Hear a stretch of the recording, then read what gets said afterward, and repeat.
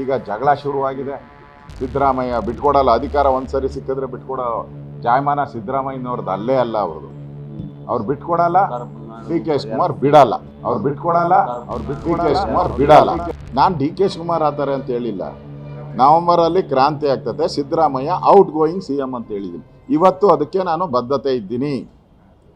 ಇವತ್ತು November December ಒಳಗಡೆ, ಈ ವರ್ಷದ ಒಳಗಡೆ ನವೆಂಬರಲ್ಲಿ ಕ್ರಾಂತಿ ಆಗ್ತದೆ. ಈ ಕ್ರಾಂತಿ ಅಂತೇಳಿ ಒಬ್ಬರು ಮಂತ್ರಿ ಮನೆಗೆ ಹೋಗಿದ್ದಾರೆ. ಯಾರು? ರಾಜಣ್ಣ ಅವರು ಮನೆಗೆ ಹೋಗಿದ್ದಾರೆ. ಮಂತ್ರಿ ಅವರು ಕ್ರಾಂತಿ ಅಂತ ಹೇಳಿ ಮನೆಗೆ ಹೋಗಿದ್ದಾರೆ. ಸೊ 100% ಡೌಟೇ ಇಲ್ಲ, ಒಪ್ಪಂದ ಆಗಿರೋದು 100% ನಿಜ. ಈಗ ಜಗಳ ಶುರುವಾಗಿದೆ. ಸಿದ್ದರಾಮಯ್ಯ ಬಿಟ್ಕೊಡಲ್ಲ, ಅಧಿಕಾರ ಒಂದ್ಸರಿ ಸಿಕ್ಕಿದ್ರೆ ಬಿಟ್ಕೊಡೋ ಜಾಯಮಾನ ಸಿದ್ದರಾಮಯ್ಯನವ್ರದ್ದು ಅಲ್ಲೇ ಅಲ್ಲ.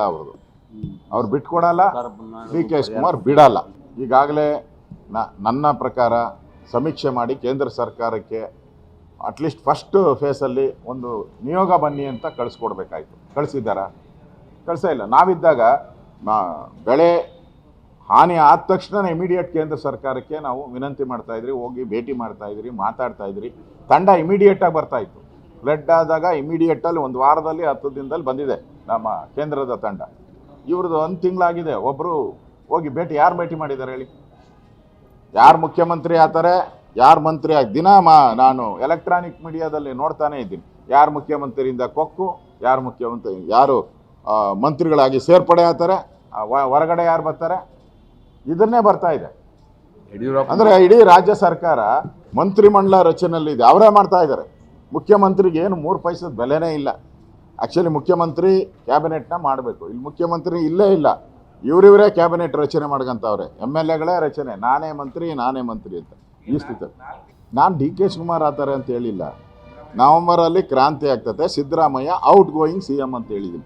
ಇವತ್ತು ಅದಕ್ಕೆ ನಾನು ಬದ್ಧತೆ ಇದ್ದೀನಿ.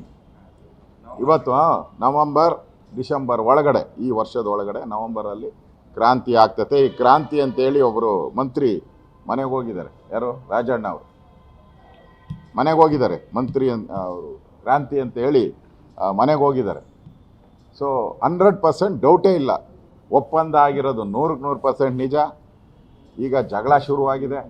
ಸಿದ್ದರಾಮಯ್ಯ ಬಿಟ್ಕೊಡಲ್ಲ, ಅಧಿಕಾರ ಒಂದ್ಸರಿ ಸಿಕ್ಕಿದ್ರೆ ಬಿಟ್ಕೊಡೋ ಜಾಯಮಾನ ಸಿದ್ದರಾಮಯ್ಯನವ್ರದ್ದು ಅಲ್ಲೇ ಅಲ್ಲ. ಅವ್ರು ಬಿಟ್ಕೊಡಲ್ಲ, ಡಿ ಕೆ ಶಿವಕುಮಾರ್ ಬಿಡಲ್ಲ.